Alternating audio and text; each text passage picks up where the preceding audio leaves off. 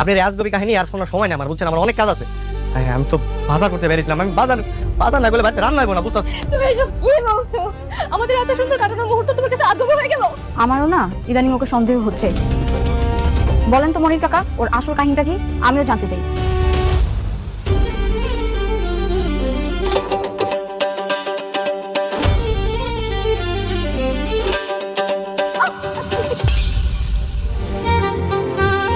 Sorry sorry sorry sorry sorry, আমি আসলে দেখিনি, সরি। এই সরি মানে কিসের সরি? হ্যাঁ, আপনি দেখছেন আমি এখান থেকে যাচ্ছিলাম, দিলাম তো টাকা লেগে আমার মাছের চারটা ফেলে। এখন কি হবে? তাই নাকি? মেয়েটাকে তোর অনেক ভালো লেগেছে? হ্যাঁ মা, অনেক পছন্দ হয়েছে। সরি, আমি পেটে করতে পারবো না। গোলাম আপনাকে সবার চোখ ফাঁকি দিল, আমার চোখও ফাঁকি দিতে পারে নাই। আজকে ওর পর্দা ফাঁস করে দেবো। বাবা, আমি আগেই সন্দেহ করেছিলাম এই গোলামের মধ্যে যে গোপন কোনো একটা রহস্য আছে যেটা আমরা কেউ জানি না। আমারও না ইদানিং ওকে সন্দেহ হচ্ছে। বলেন তো মনির কাকা, ওর আসল কাহিনীটা কি? আমিও জানতে চাই। কিরে গোলাম, তুই কবি না আমি কমো? না মানে আমি তো কিছু করি নাই, আমি তো জানি না আমি কি করছি, কি বল। এই তুই বল কি জেনেছিস? আপনারা তো গোলামের রান্না খায়া আঙ্গুল চাটেন আর রান্নার প্রশংসা করেন, আবার মাঝে মাঝে বলেন যে আমার থেকে ও ভালো রান্না করে। ও কেমনে ভালো রান্না করে এই আসল কাহিনীটা কিন্তু আমি জানা গেছি। কার কাছে রান্না শিখছে জানেন? কুদ্দুসের কাছ থেকে রান্না শিখছে। এই জায়গায় আসার আগে ও কুদ্দুসের হোটেলে বাবুর্চির কাম করতো, সেখান থেকে রান্না শিখা আইসা ও এখানে এসে ভাত ধরে। এই বেয়াদব, এক চড়ে তো সব কটা দাঁত ফেলে দেবো। এই কথা বলার জন্য তুমি ডেকে নিয়ে আসে গোলামের আসল সত্য জানিয়ে গেছো। যা। মানে মশা মারতে কামান নিয়ে আসার অবস্থা।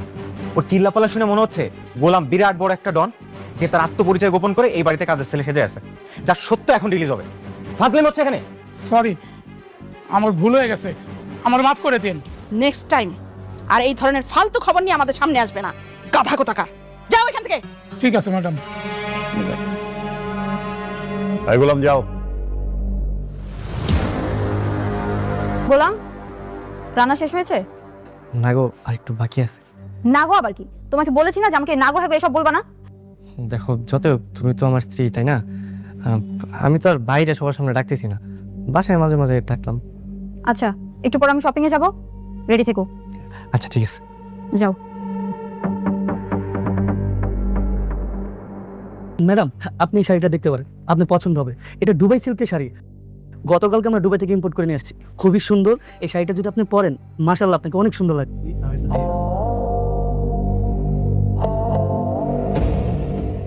না না না না, এটা জীবনও দুবার শাড়ি বোন। হু আর ইউ? ম্যাডাম, এই লোকটাকে? আমি ওনার বাসার কাজের লোক। কি কাজের লোক? তুই একটা কাজের লোক হয়ে এত দামি শাড়ি হাত দিছস? তুই জানোস এই শাড়ির দাম কত? হ্যাঁ, জীবনে গেছো দুবাই শাড়ি চিনস? আমার মনে হইলো, আমার মন করতেছে এটা জীবনও দুবার শাড়ি হবো না। এটা বড় জোর গুলিস্তানের শাড়ি হতে পারে। কাপড়টা দিয়ে তো হয়েছে কেমন কেরমেরা মনে হতেছে কাপড়। তোর তো সাহস কম না? ম্যাডাম, এসব ফকিনির বাচ্চাদেরকে কেন আপনি সাথে করে নিয়ে আসেন? হ্যাঁ, ওর জন্য তো আমার সবার মান সম্মান সব চলে যাচ্ছে। ও আমার দুবাই সিল্কের শাড়িটা বলতেছে কেরমেরা গুলিস্তানের শাড়ি। ম্যাডাম, এই লোক মিথ্যা কথা কইতেছে, দুবাই শাড়ি না, বুঝছেন? আর ডপ মারতেছে, চলেন আমরা অন্য কোন কিসে? আমি ড্রপ মারতেছি মানে? আমি ড্রপ মারতেছি? ম্যাডাম, আপনি এখানে আরাম করে বসেন, আপনার জন্য জুসের ব্যবস্থা করতেছি, আর এই কাজের লোকের ব্যবস্থা করতেছি। চল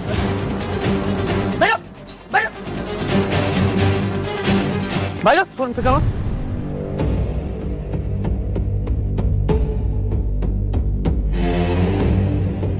ফকিন্নির বাচ্চা, তোর জন্য আজকের পর থেকে এই শোরুমের সামনে না দেখি। তোদের মতন ফকিন্নিরে ভিতরে ঢুকতে দেওয়াই উচিত না। আপনাকে ধাক্কা দিয়ে ফেলে দিলেন কেন? ওরা ধাক্কা দিয়ে ফেলে দিচ্ছি, বেশ করছি। বেশ করেছি।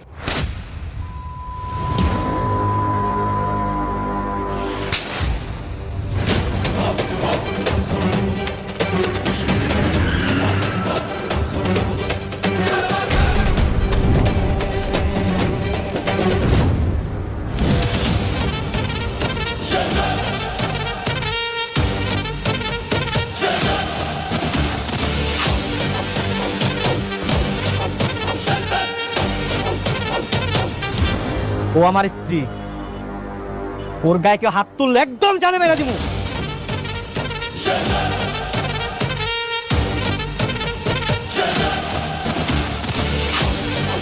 চলো।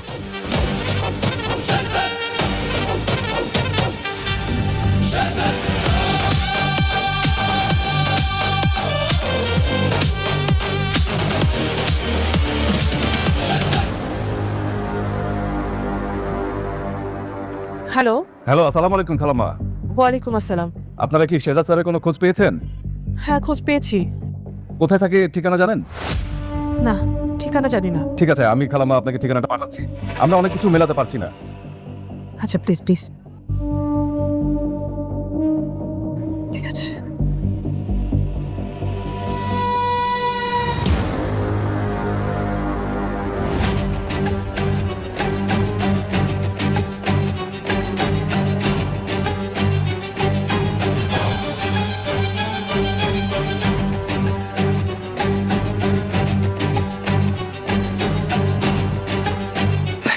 ম্যাডাম, দুধটা খাই নিন। খাবো না আমি। হ্যাঁ ম্যাডাম, দুধ না খেলে তো পরে আপনার শরীর খারাপ করবো, দুর্বল হয়ে যাবেন। খেয়ে নিন ম্যাডাম, আমি যাই। গোলাম, দাঁড়ো, এখানে বসো। বসুন। বসো। জি জি ম্যাডাম, বলেন। আজকে তোমাকে দেখে আমি হঠাৎ অবাক হয়ে গেলাম। তুমি একটা কাজের লোক হওয়া সত্ত্বেও তোমার কোনো সমস্যা হলে এত গাড়ি, বডিগার্ড সব ছুটে চলে আসে। আর আজকে তোমার যে ভাবমূর্তি ছিল, আমি তো ভয়ই পেয়ে গিয়েছিলাম। ওই যে সেই লোকটা, যে শেহাজাদ চৌধুরী নাকি, ওর যে লোকজন আছে ওরা ভাবছে যে আমি ওর মানে বস, আমি শেহাজাদ চৌধুরী। এই কারণে আমার বিপদ দেখে সবাই চলে আসছে। আসলে আমি তো ওই লোক না, ওরা ভুল বুঝছে। তারপরেও তুমি যাই বলো, আজকে আমি এক অন্য গোলামকে দেখেছি। ম্যানেজার আমার গায়ে হাত তোলার পর তুমি যেভাবে ছুটে এসেছিলে, মনে হচ্ছিল এটা তুমি না, অন্য কেউ। আপনি তো আমার স্ত্রী না, মানে ম্যাডাম, ম্যাডাম আসলে আপনি মানে আমি আর আপনি, আমরা তো স্বামী স্ত্রী, তাই না? আপনি যদি মানেন না মানেন এটা আপনার ব্যাপার, কিন্তু আপনি আমার স্ত্রী। এখন আপনার গায়ে যদি কেউ হাত তোলে, আমি তো আসলে এমনি দাঁড়ায় থাকতে পারি না, তাই না? আচ্ছা ম্যাডাম, আমি যাই, রান্না করে অনেক কাজ আছে তো, আমি কাজ করি। হ্যাঁ, তাতে থাকেন।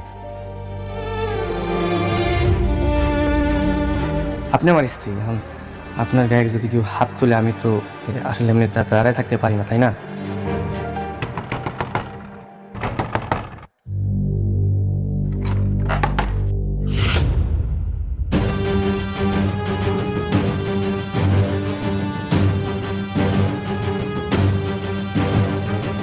হায় হায়, সর্বনাশ! এর আমার বাড়ি বন্ধু চলে আইছে। এই আপনারা এখানে আছেন কেন? হ্যাঁ, দাঁড়ান দাঁড়ান, ভিতরে ঢুকবেন। হ্যাঁ, দাঁড়ান। বাবা, ও বাবা,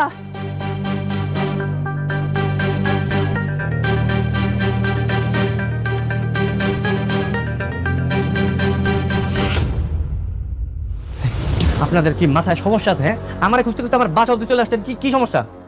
শেহজাদ, তুমি আমাদের সাথে এমন করছো কেন? বাবা, তুই কবে থেকে এ বাড়িতে আছিস? মানে এখানে কি করছিস বাবা? কি আমি এই বাড়িতে কি করতেছি? মানে আমি তো এই বাড়িতেই থাকি, এই বাড়িতে রান্না বান্না করি, তারপরে ঘর মুছি, সব কাজ আমি করি। তুই সব কাজ করছিস? মানে তোর নিজের কোটি কোটি টাকা সম্পত্তি, হ্যাঁ, এগুলো ছেড়ে তুই এখানে ঘর মাজছিস, থালা বাসন, রান্না বান্না। তুই কি পাগল হয়ে গেছিস বাবা? ও বাবা, তুই পাগল হয়ে গেছিস? তুই কি বলতেছিস বাবা? আমি পাগল হইনি, আমি ঠিক আছে। পাগল আপনারা হয়ে গেছেন। আর আমার কোটি কোটি টাকার সম্পত্তি কোথেকে আসবো? কি বলতেছেন উল্টাপাল্টা? আমি এই বাড়িতে থাকি, এই বাড়ি কাজের লোক, আমি এই বাড়ি জামাই। জামাই? জামাই মানে? জামাই মানে আমি এই বাড়ির মেয়ে বিয়ে করছি।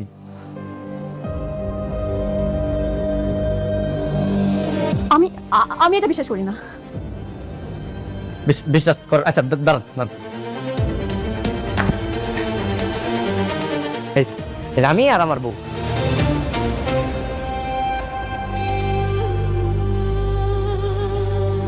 মা, মা, আপনার ছেলেটা কি বলছে? মা, ওর স্ত্রী সন্তানকে আবার বিয়ে করছে মানে? মা, আপনার ছেলেটা কি বলতেছে? মা,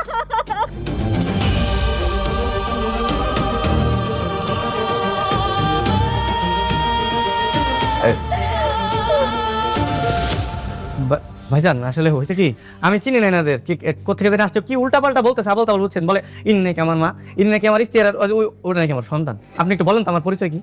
আপনার পরিচয়টা কি বলেন তো একটু? আমি এই বাড়ির বড় ছেলে, আর ও যাকে বিয়ে করেছে ও আমার ছোট বোন।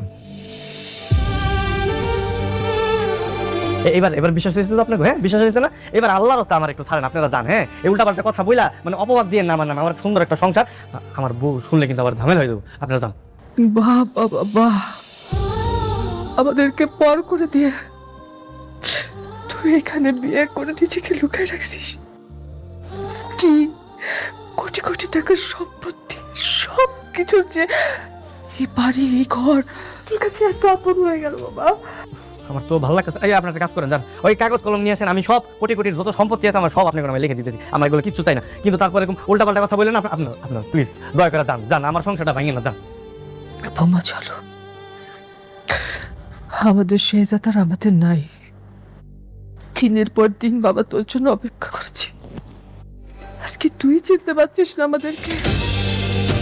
কত কষ্ট করে এই ঠিকানাটা খুঁজে বের করেছিস তোকে বাবা বলে, আজকে তুই চিনতে পারছিস না আমাদেরকে? বোমা, কেউ যদি ঘুমায় থাকে তাকে জাগানো যায়, কিন্তু কেউ যদি জেগে থাকে তাকে জাগানো যায় না।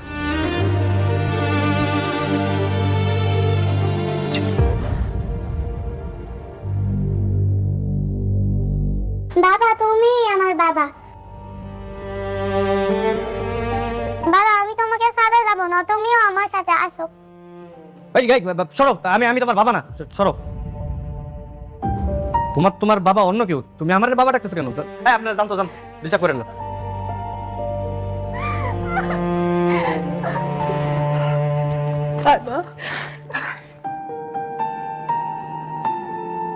দাও না আমার ছবি, যাও আপনারা জানতো অনেক ঝামেলা করছেন, যান আর ঝামেলা করেন, আমার বউ শুনলে ঝামেলা আছে, যান যান যান। চলো বাবা, চলো না, চলো বাবা।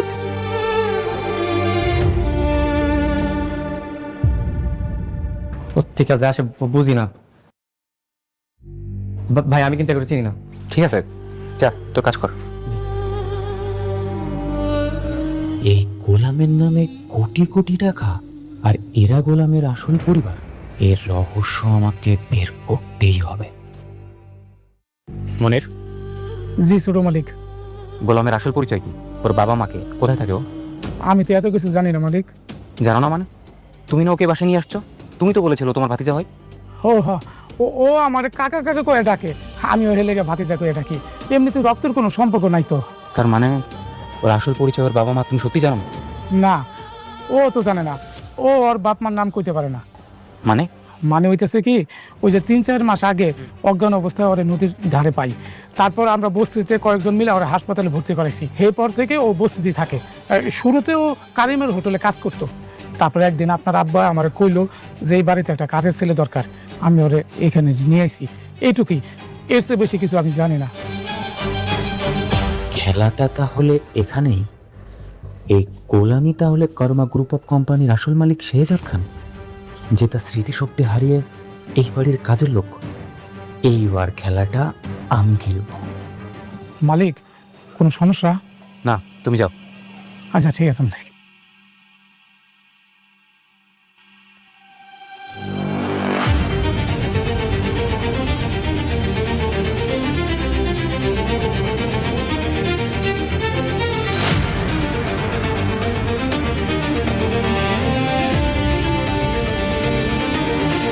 আম্মু, এই দেখো তোমার আঙ্কেল তোমার জন্য কত কিছু নিয়ে আসছে।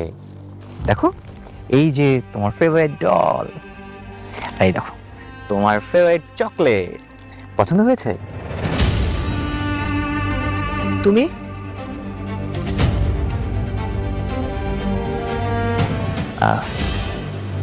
জি খালাম মামি, আসসালামু আলাইকুম। ওয়ালাইকুম আসসালাম। তুমি কি মনে করে এখানে আসছো? আমি আসলে কিছু কথা বলতে আসছিলাম। কি কথা বলতে আসছেন? দেখুন, আপনারা যাকে শেহজাদ খান ভাবছেন, ওই আসল শেহজাদ খান, ওই আপনার সন্তান। কিন্তু সবকিছু জানার পর পরিচয়টা কেন গোপন করছে বুঝতে পারছি না। ভালোবাসা, শুধুমাত্র ভালোবাসার জন্য। ও আসলে আমার বোনকে পাগলের মতো ভালোবাসে।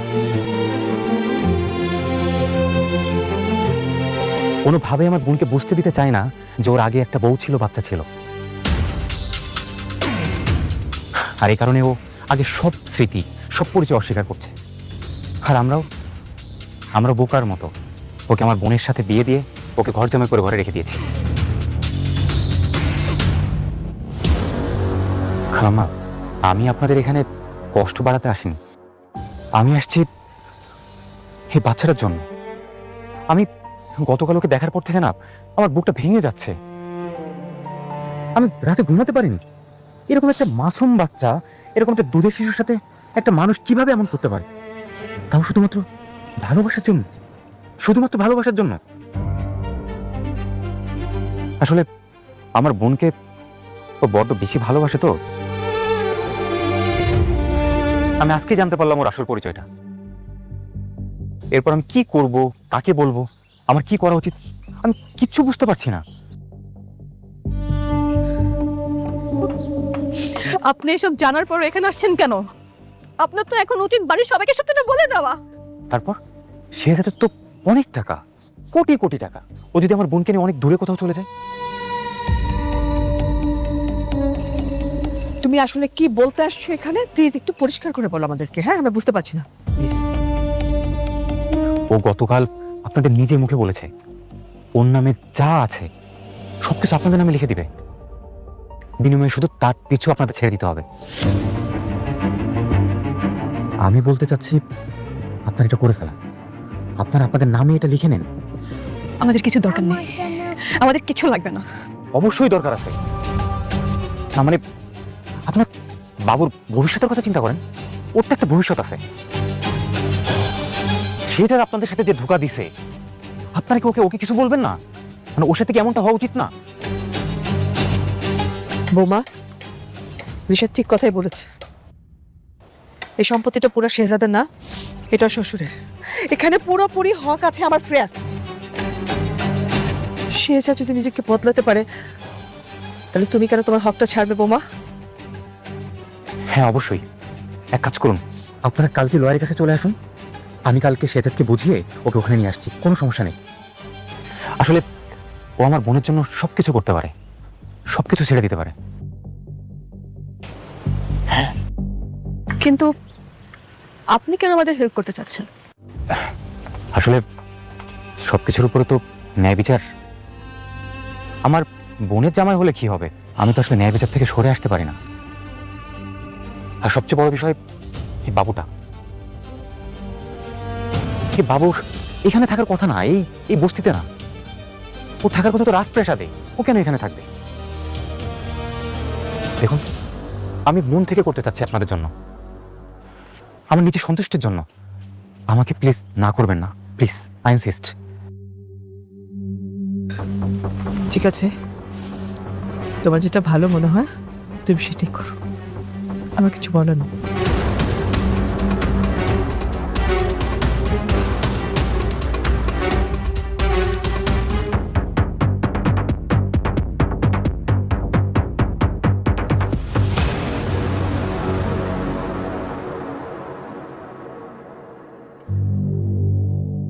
সিগনেচার হয়ে গেলে কারমা গ্রুপে 25% শেয়ার সহ সমস্ত সম্পত্তি ফাতেমা বেগমের নামে চলে যাবে।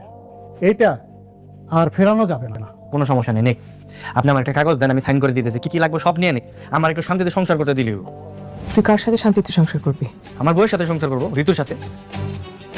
আমি ওরে ছাড়া থাকতে পারবো না।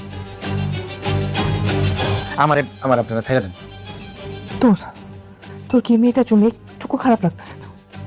একটু মায় লাগতেছে না? এই যে বাচ্চাটা, তোর বাচ্চাটা, তার জন্য তো খারাপ লাগতেছে না?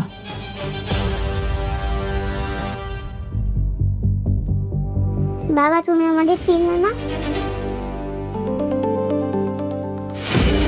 মামুনি, আমি তোমার বাবা না, বুঝতে পারছো? সত্যি বলতেছি, তোমার বাবা আমি না, অন্য কেউ। রিশাদ ভাই শোনেন না, আমি ওনাদের সবকিছু সাইন করে দিতেছি, ঠিক আছে? ওনারা আমার পিছনে পড়ে থাকবো না তো? আরে না না না, তোমার পিছনে কেউ আসবে না। আচ্ছা ঠিক আছে। আমার মানে আপনি শুনেন, আপনি রাগ করেন না, বুঝছেন, কষ্ট পাবেন না। আসলে দেখেন, মানে আমি যাদেরকে চিনি না, এখন জন্য তো আমার মন টানতেছে না, বুঝতেছেন না? আপনি যারা খুঁজতেছেন সে হয়তো বা অন্য কেউ, মানে বাইরে কোথাও আছে, আপনি ওনারে খুঁজেন, আমারে ছেড়ে দেন। নিজের মাকে বলছেন ছেড়ে দেন, নিজের মাকে উনি করে বলছে। প্রেম মানুষকে কতটা অন্ধ করে দিতে পারে। ঠিক আছে, ছেড়ে দিলাম, যা। আজকে থেকে তোর জন্য এক ফোঁটা চোখের পানি আমি ফেলবো না।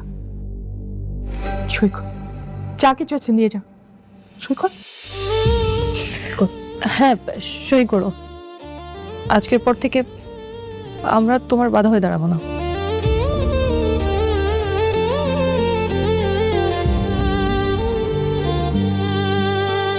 যে মানুষ নিজের মেয়ের চোখের দিকে তাকিয়েও বলতে পারে আমি তাকে চিনি না, সে কখনো ফিরে আসার যোগ্য না।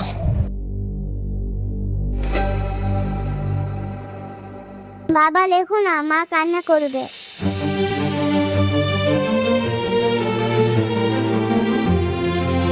আরে সই করে ফেলো, বাচ্চাদের কথায় কান দিও না, সই করো।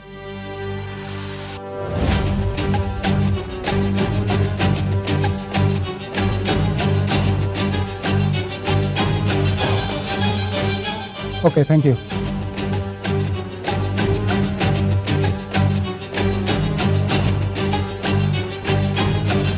ঝামেলা শেষ, আমি সাইন করে দিছি, আপনারা থাকেন, আমি যাই।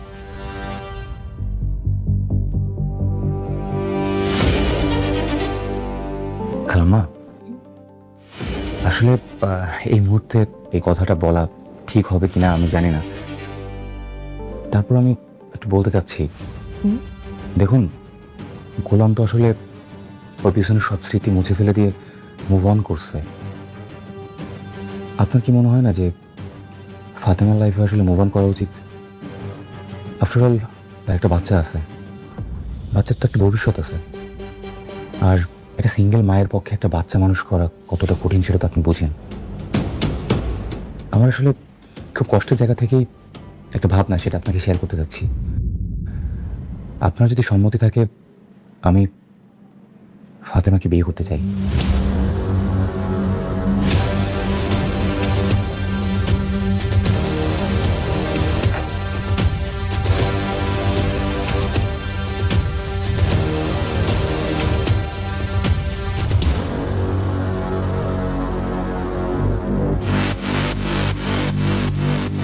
উনি এখানে কি করছেন? উনি আমার হাজবেন্ড। কেন, কি হয়েছে? আমরা অথেন্টিক সোর্স থেকে জেনেছি যে ওনার ব্যাংক অ্যাকাউন্টে 2000 কোটি টাকার অবৈধ লেনদেন হয়েছে।